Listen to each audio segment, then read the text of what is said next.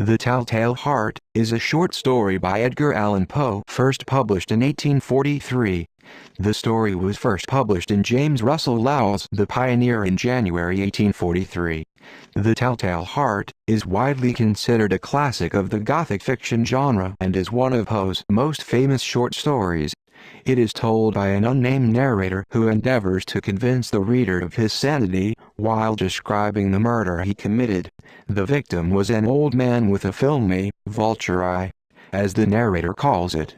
The murder is carefully calculated, and the murderer hides the body by dismembering it and hiding it under the floorboards. Ultimately, the narrator's guilt manifests itself in the form of the sound, possibly hallucinatory, of the old man's heart still beating under the floorboards. It is unclear what relationship, if any, the old man and his murderer share. The narrator denies having any feelings of hatred or resentment for the man. He states, "I loved the old man. He had never wronged me. He had never given me insult." He also denies the assumption that he killed for greed.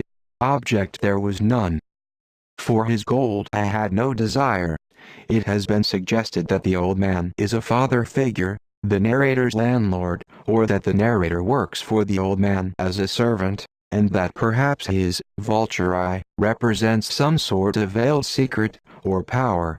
The ambiguity and lack of details about the two main characters stand in stark contrast to the specific plot details leading up to the murder. The Telltale Heart was first published in January 1843 in the inaugural issue of The Pioneer, a short-lived Boston magazine edited by James Russell Lowell. Poe was likely paid $10 for the story. Its original publication included an epigraph which quoted Henry Wadsworth Longfellow's poem, A Psalm of Life. The story was slightly revised when republished in the August 23, 1845, edition of the Broadway Journal. This edition omitted Longfellow's poem because Poe believed it was plagiarized.